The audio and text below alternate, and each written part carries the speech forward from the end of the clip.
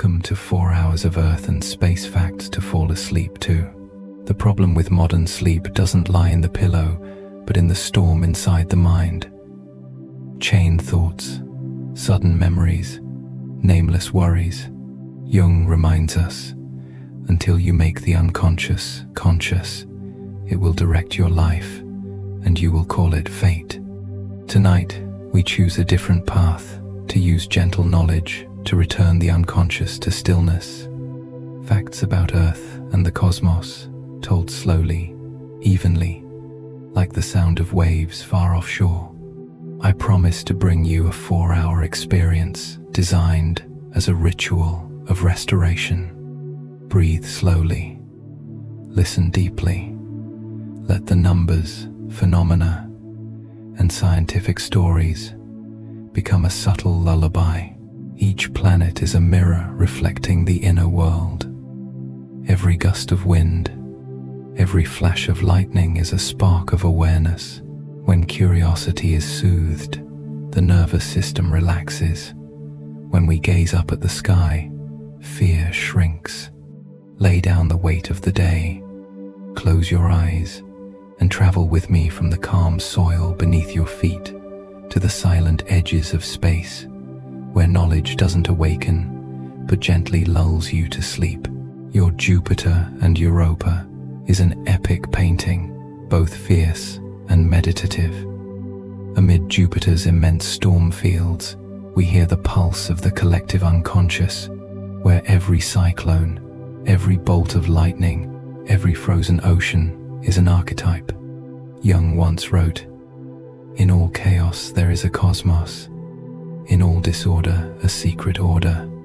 When we look upon Jupiter, we see that hidden order revealed within apparent chaos, belts and zones encircling it, counterflowing jet streams interwoven, the great red spot trapped between two powerful currents, and thus surviving for centuries the endurance of a colossal high-pressure core.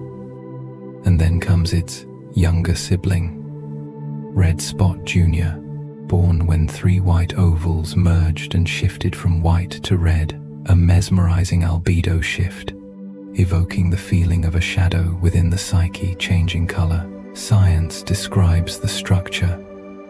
Jung gives us the language to see its soul. If Jupiter is the king of the solar system, then the behavior of the king reveals more than its surface.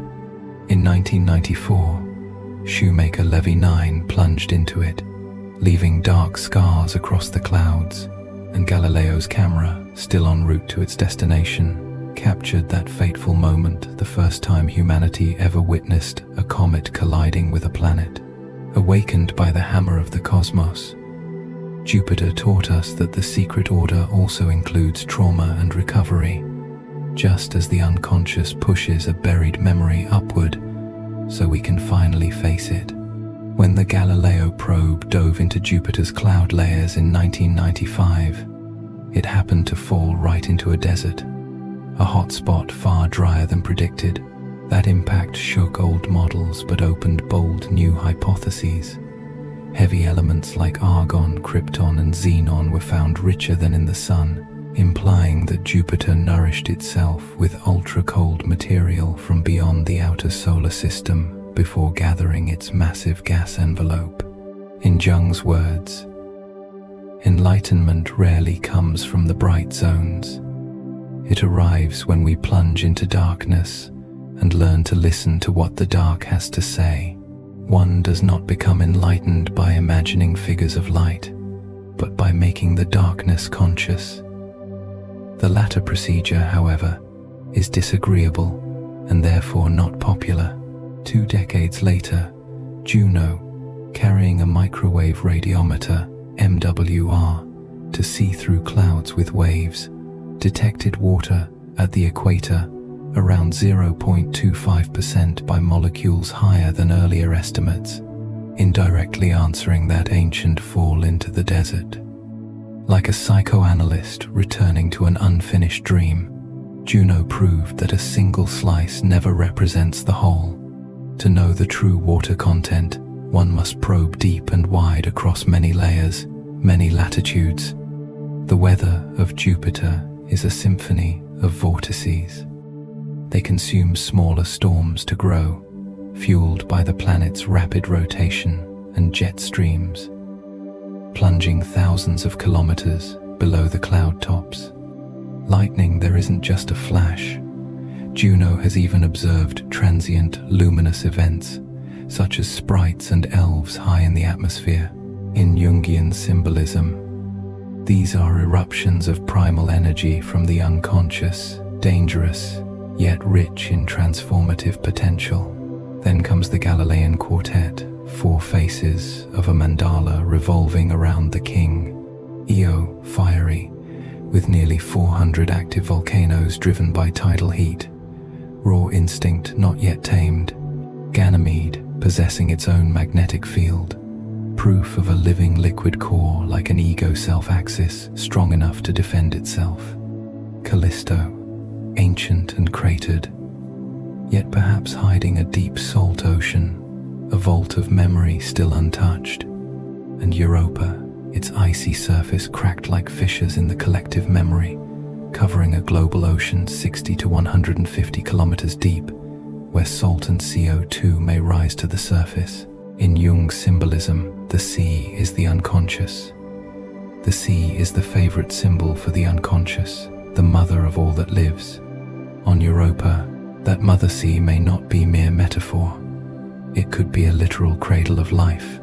And the number of moons. When Galileo orbited Jupiter, people said 63 plus. Today, the number officially recognized by the IAU has risen to roughly 95 to 97, perfectly reflecting the idea that as observation expands, Jupiter's unconscious system grows deeper in layers. This revision doesn't weaken your story, it strengthens it. Knowledge is alive, like Jupiter's atmosphere ever evolving. From a content creation perspective, this is a goldmine of storytelling. You can mirror every phenomenon with an inner process. Io equals instinctual libido, not yet directed. Ganymede equals a stable ego self-axis, generating its own magnetic field against interference. Callisto equals the archive of prehistoric memory. Europa equals the hidden potential beneath the ice, where anima and animus communicate through fissures, like unconscious contents surfacing through actions, dreams, or slips. When narrating, keep the tone slow, steady, yet firm, so listeners feel they are walking through a sacred ritual of transformation. The postlude of Chapter 1 is just as captivating. Juno continues mapping Jupiter's global water distribution with its MWR instrument. Meanwhile, the Europa Clipper, launched on the 14th of October 2024, will fly past Europa dozens of times, using Reason, an ice-penetrating radar capable of probing up to point ISO, 30 kilometers below the surface, to search for water pockets, measure ice thickness, and read the inner stratigraphy. If the unconscious of an individual can be layered through dream analysis, then Reason is Europa's electromagnetic psychoanalyst. Beyond that, bold concepts like endurance, an autonomous underwater vehicle, AUV, funded by NASA and the NSF, to dive beneath the ice of Lake Bonny in Antarctica, serve as prototypes training navigation and 3D biogeochemical mapping skills in icy environments, paving the way for one day melting through Europa's crust and descending into its dark ocean. The art of storytelling here lies in bringing distant science fiction closer to the technologies already stepping into reality.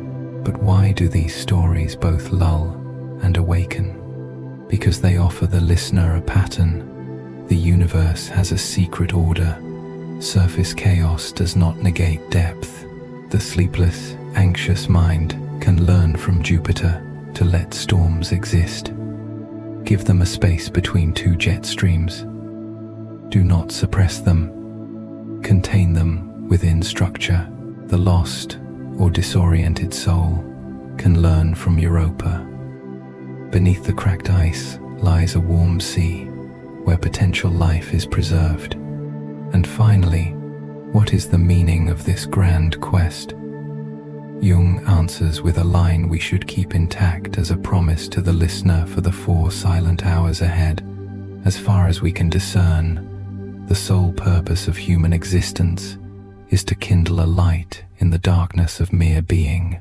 When we leave the centuries-long tempests of Jupiter and the hidden oceans beneath Europa's ice, the heartbeat of the cosmos does not vanish, it crystallizes.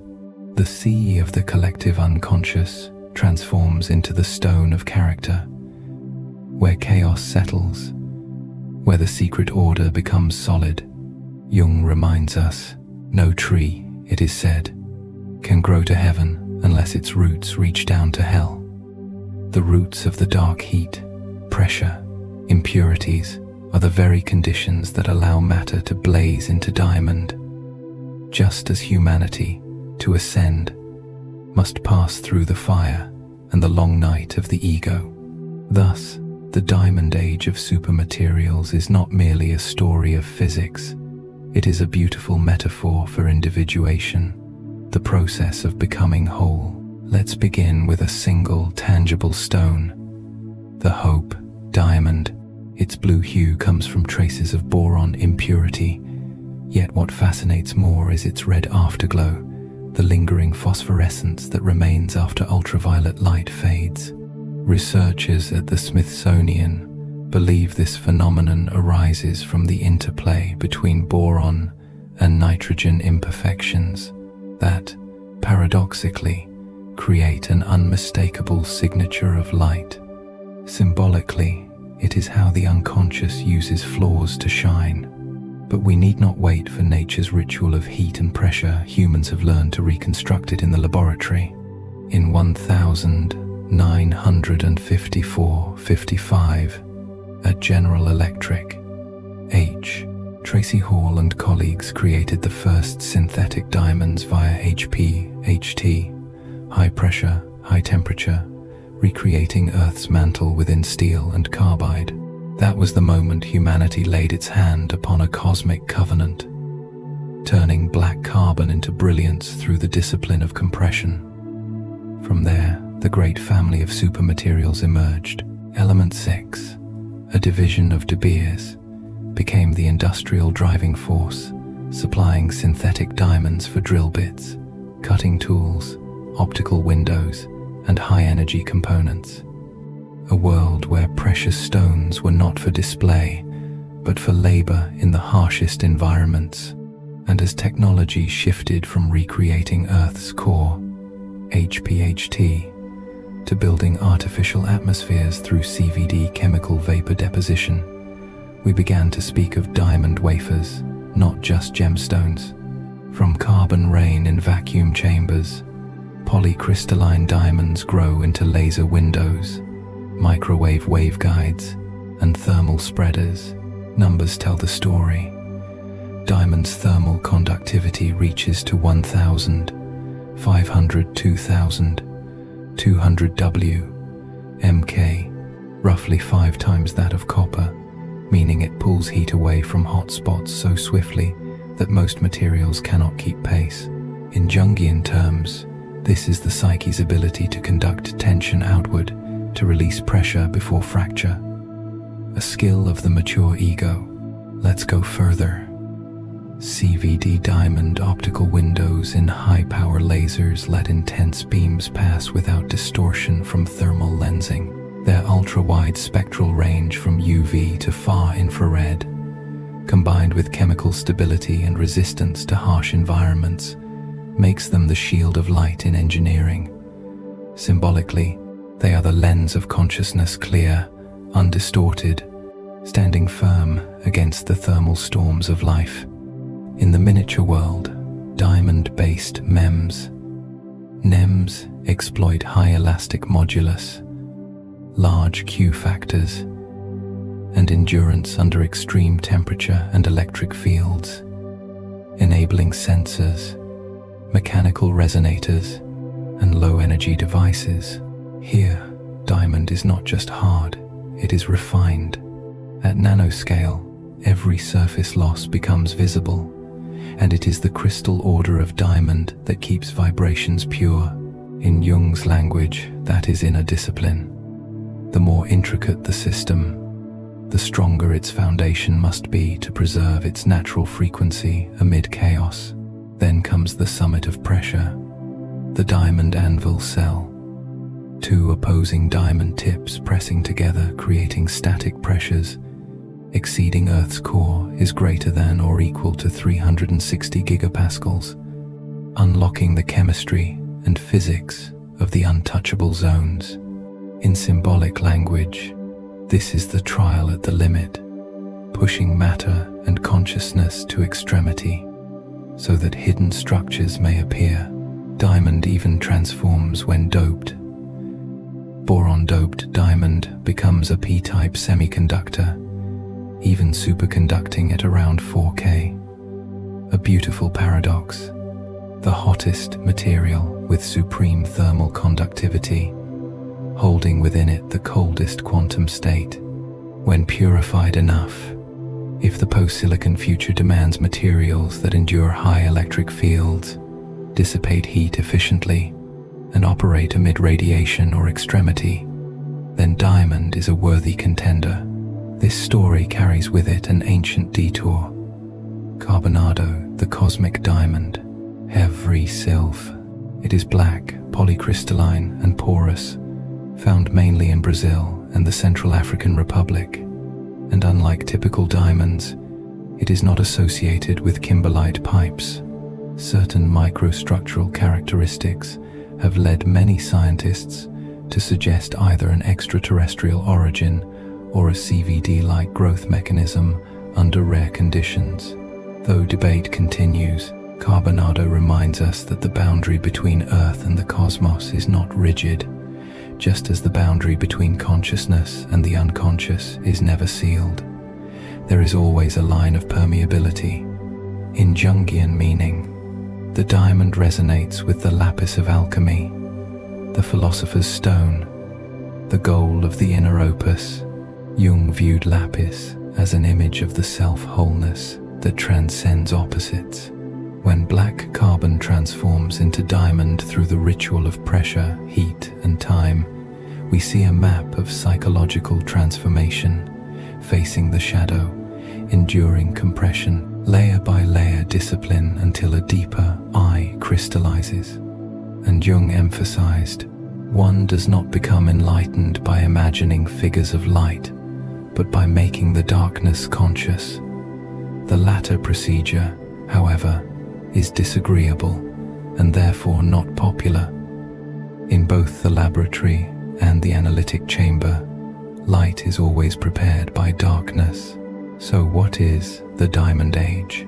On the technological level, it is the era in which speed, scale, and durability are redefined. Power chips, diamond wafer heat spreaders under specialized CPUs, GPUs, laser and microwave windows that sustain immense loads without distortion, NEMs with immense FQ factors, test heads for fusion and space exploration.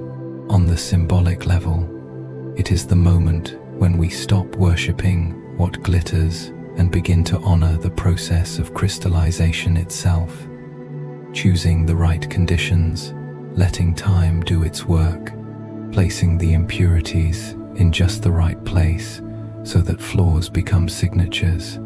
The listeners of your 4-hour sleep through knowledge video will carry with them a quiet image. I too can become a stone, steady, cool, luminous, if I can stay still under just enough pressure, long enough. In the art of filmmaking and narration, you can translate that message into a sensory experience.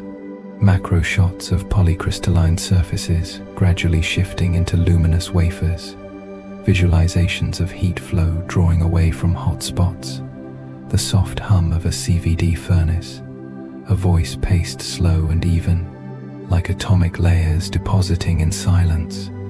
At the end of the act, return to Jung for the diamond, ultimately is the story of the self.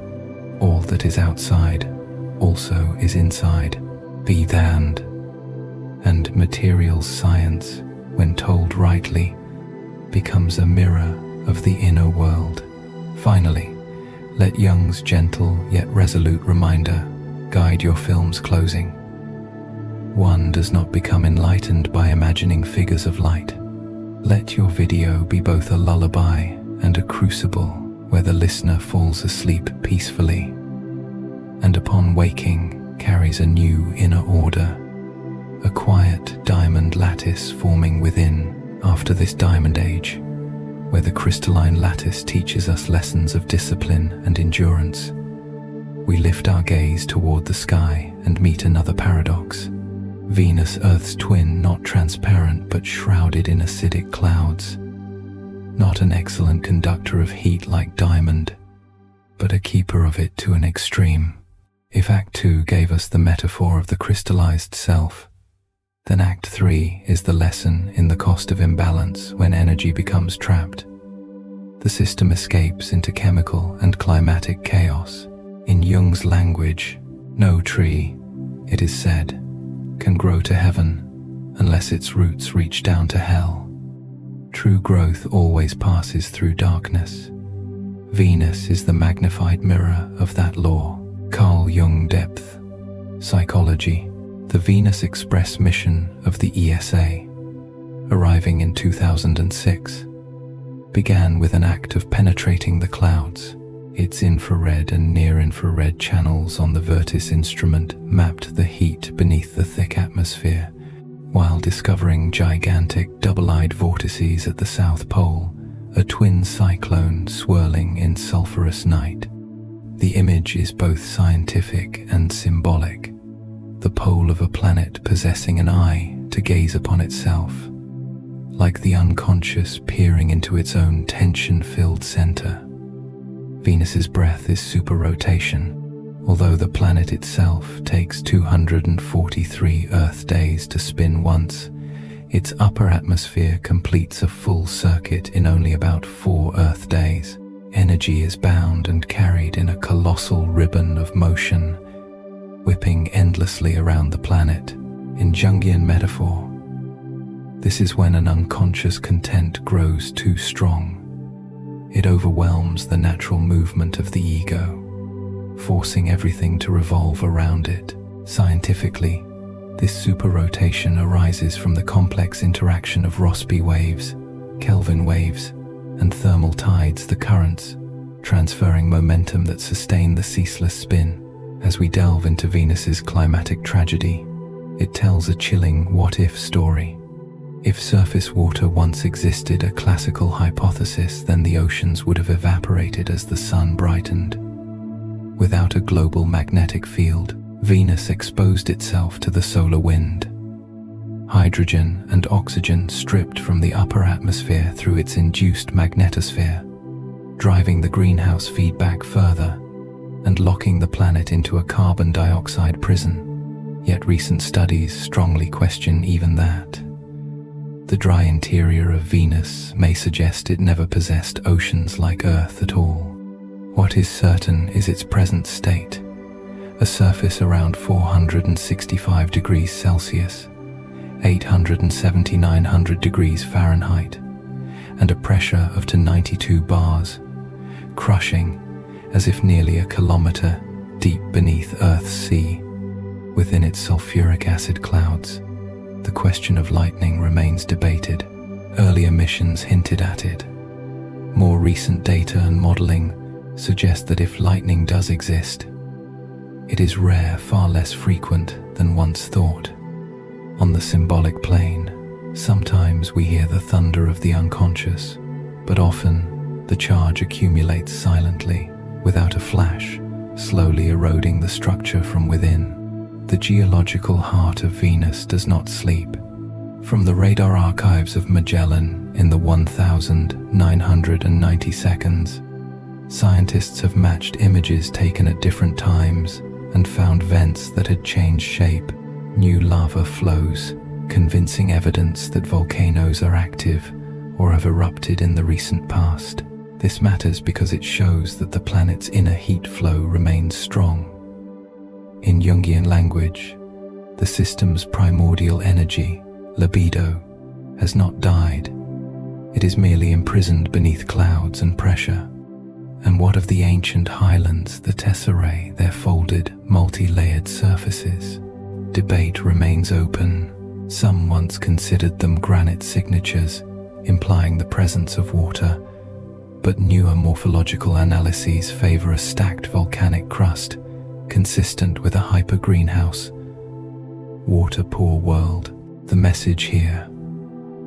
Venus's past is hard to read, and precisely for that reason, it teaches humility to every model maker. The temperate cloud layer, about 50-60 kilometers above the surface, where temperature and pressure resemble Earth's, is home to bold hypotheses. Some have proposed that acid and CO2-tolerant microbes might drift there. Reports of phosphine and later ammonia reignited debate, but they are not proof of life, perhaps only chemistry we have yet to understand. The storyteller in Jungian spirit must keep balance, open to wonder, yet not fall into redemptive illusion. For the when and the evidence are still many orbits away. So what does Venus teach the motivational journey of your channel? First, it embodies a psychological rule.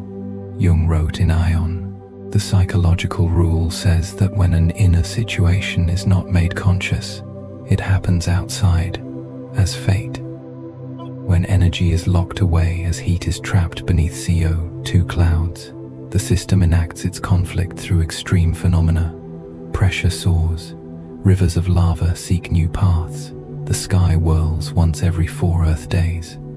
The personal lesson. If we do not name what boils within, life will perform it for us on the outside. Carl Jung. Depth, psychology. Second, Venus mirrors the shadow. On a cosmic scale, it is the fallen twin, almost Earth-sized, yet a slight early imbalance sent it sliding into runaway greenhouse. That disenchants the notion of fixed destiny. Small parameters, magnetic field strength, heat dissipation rate, atmospheric composition can pivot an entire future. The motivation here is not fear, but agency. To consciously tune the small parameters of one's life habits. Sleep. Emotional framing for small does not mean insignificant. Third, structure persists within chaos. Superrotation, twin-eyed vortices, cloud decks of defined altitude, the induced magnetosphere, all are the secret order science reveals. You can use this as a narrative framework, each chapter describing one cloud layer or wind band of the psyche beliefs, defenses, desires, circling the ego as the atmosphere lashes around Venus. When viewers grasp their own map, confusion subsides, stabilizing into a chart of inner winds. The Venus Express mission gave us such a map, from pole to equator, from cloud top to surface.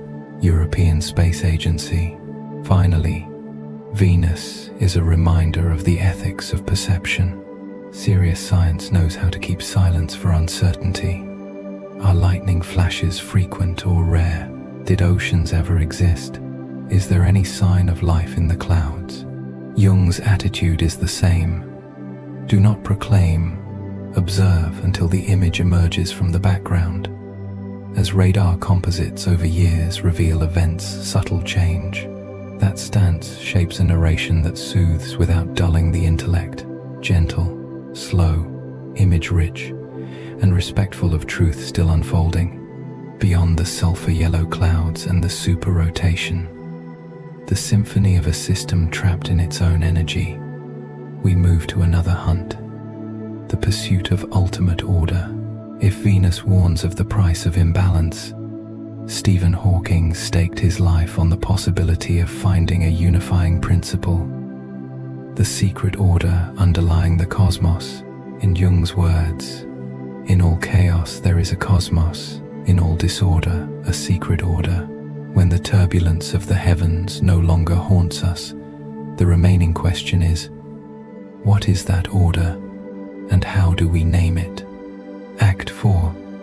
Stephen Hawking, The Quest for the Equation of Everything, commentary in the spirit of Carl Jung. Hawking entered the history of science by placing two seemingly irreconcilable structures, general relativity and quantum mechanics, within a single frame. Together with Roger Penrose, he sharpened the singularity theorems. Under broad conditions, gravitational collapse inevitably leads to singularities, and when one runs time backward, in cosmological solutions, a beginning becomes almost unavoidable. In classical description, we should speak carefully, as researchers do. These are conditions leading to geodesic incompleteness, not absolute proof of the Big Bang. Yet in Jungian symbolism, it marks a journey of confronting opposites, pushing consciousness to the boundary where old models fail, forcing us to question the deeper ground. Hawking's most personal breakthrough came in a daring claim: black holes are not really black after all. They glow like a hot body, and the smaller they are, the more they glow. His Hawking radiation linked curved space-time with quantum fluctuations and declared that black holes emit and evaporate. From a chapter titled "Black Holes Ain't So Black" to countless lectures, he insisted, the event horizon is not an absolute prison. In thermodynamics, this opened the path to entropy, temperature, and the information paradox. In Jungian metaphor, it revealed that even within absolute darkness, there is emission. The shadow is not nothingness, but energy awaiting understanding. From a storytelling standpoint, Hawking radiation is a perfect metaphor for individuation.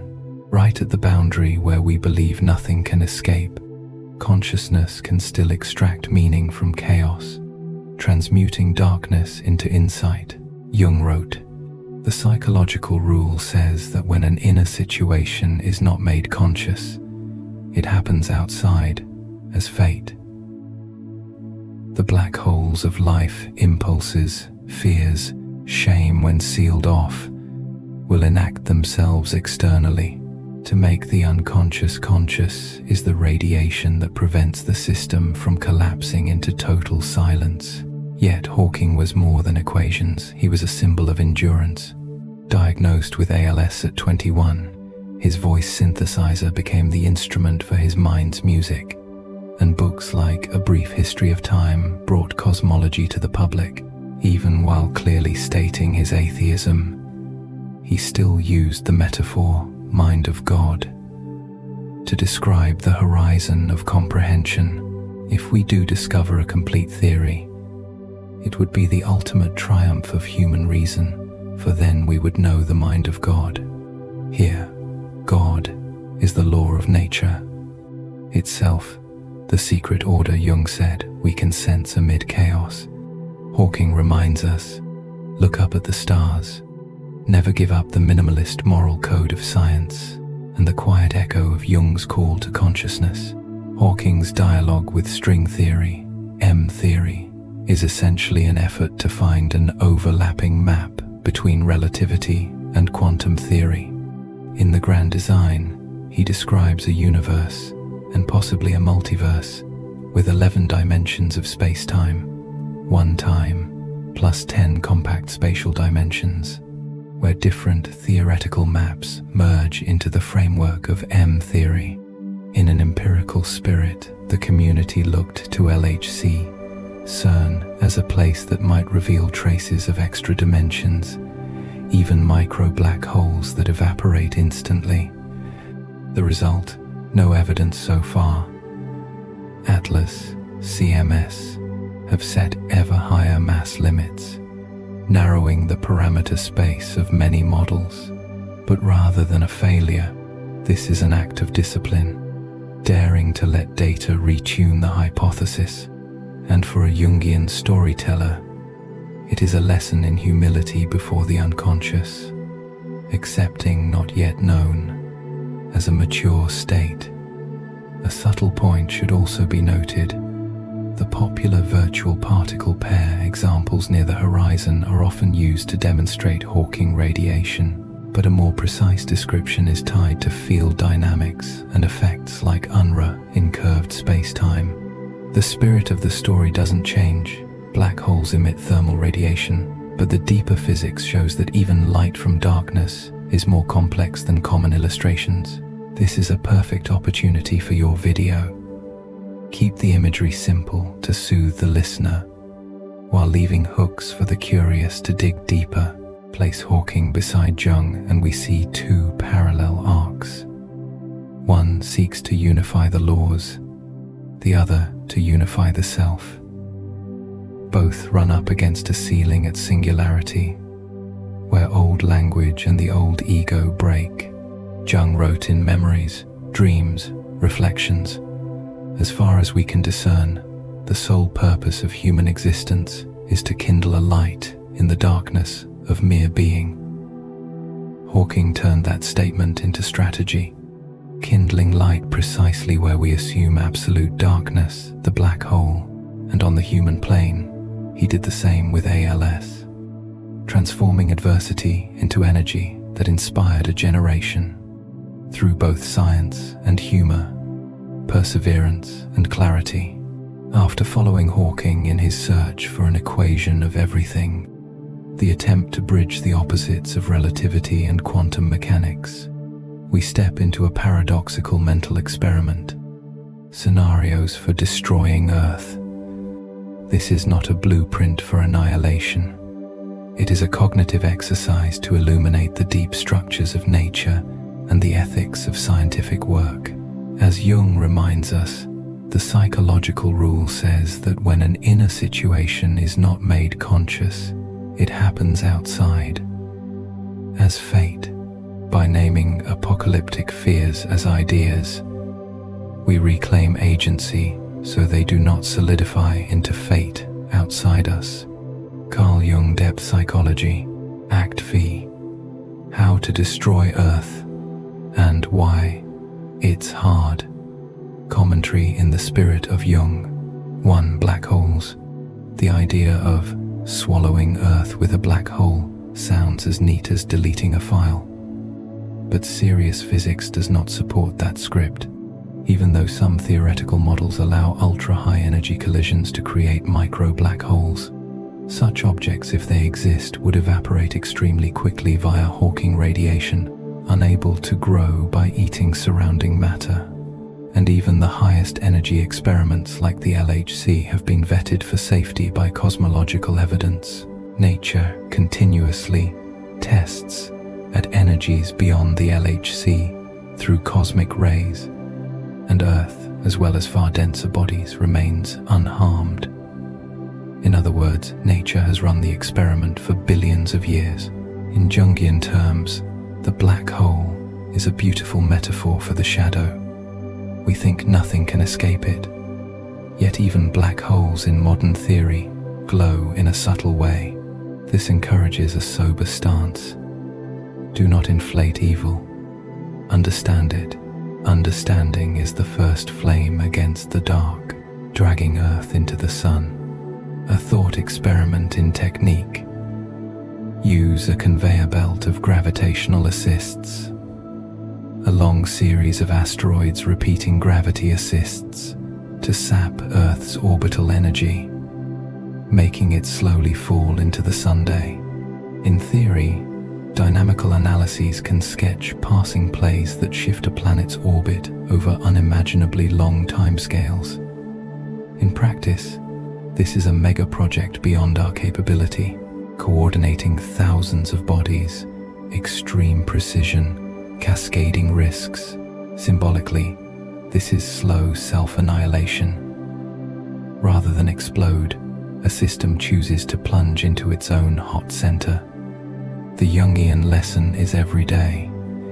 When we don't process inner drives, we drift into orbits of addiction, burnout, arrogance, spirals that drag us into a personal sun.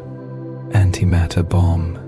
Antimatter carries fearsome energy density. So, the antimatter bomb haunts popular culture. Current reality. Humanity can only produce minuscule amounts in labs, with vanishing efficiencies in production and storage. Frankly, we have no way to store large masses safely, let alone send them to Earth's core. Technical, physical, economic limits crush this scenario immediately. Through Jung's lens, the antimatter bomb is the illusion of clean severance, the wish to erase the past in one blast. Jung reminds us, transformation doesn't occur by magic. It is the work of integrating darkness, layer by layer. Planetary collision. Earth's history includes a Theia-like impact, a Mars-sized body that likely contributed to forming the Moon. Yet Earth was not destroyed, it restructured. To destroy completely, you'd need a direct hit from a near-Earth mass body, under very specific conditions, something virtually impossible to arrange or control. Modern research keeps refining the giant impact picture, but the core point stands. The Earth-Moon system was born from chaos, and planetary resilience far exceeds our everyday intuition. In Jungian metaphor, this is a rite of destruction and rebirth. Shocks can shatter old structures, even as they seed new order. The question is not how to destroy, but from the ruins, who do we crystallize into? 5. Grey goo. Self-replicating, rock-eating robots. Grey goo warns of self-replicating nanomachines devouring resources. It has theoretical roots in debates about self-copying and tech ethics, but even the term's originator later downplayed the fear in light of practical constraints. Most experts see it as an extreme edge case, useful as an ethical thought experiment rather than an actionable plan. Jung would say, "Be grateful for the thought experiment, it gives us an ethical frame." But ethics does not side with sensationalizing the future. Ethics sides with limits and control. Do what should be done. Refrain from what must not be done. Jungian meaning and motivational message.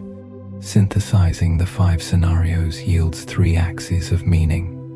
Nature has multi-layered defense mechanisms, from hypothetical Hawking evaporation limiting micro-black holes, to orbital dynamics demanding impossible precision for a conveyor, from the techno-economic barriers of antimatter to planetary toughness in collisions, from speculative nanorobots to the grounded caution of engineering. Nature does not fail easily. Actionable inspiration. Don't deify hazards. Respect constraints. B. Instant annihilation is fantasy. Slow decline is real. Deleting Earth in a blink is near impossible. Damaging the environment through small, repeated choices that we are more than capable of. The Jungian lesson. Most tragedies arise from unconscious contents that accumulate drop by drop until they perform outside. The psychological rule says that when an inner situation is not made conscious, it happens outside, as fate. C. The ultimate aim is still to kindle light. After touring doomsday scenarios, we return to a simple, deep ethical principle. As far as we can discern, the sole purpose of human existence is to kindle a light in the darkness of mere being. That light is accurate, understanding, and responsible action. Learning to fear less, blunder less, cede less power to chaos. Conclusion. Why Earth is very hard to destroy, though not immortal. From the scientific vantage, a chain of physical, technical, ethical barriers pushes any plan to erase Earth into unreality. From the Jungian vantage, these scenarios are a mirror showing us that what needs destroying is not the planet, but the illusion of omnipotence, the craving for absolute rupture, and the unconscious habits that drag us into self-destructive orbits. When listeners close their eyes in this 4-hour video, they won't carry apocalyptic panic, they'll carry a map for living awake. Understand mechanisms, respect limits, and light a small lamp in the right place within the vast room called being. Jung. The psychological rule says that when an inner situation is not made conscious, it happens outside, as fate. End in Mies. Jung. As far as we can discern, the sole purpose of human existence is to kindle a light in the darkness of mere being.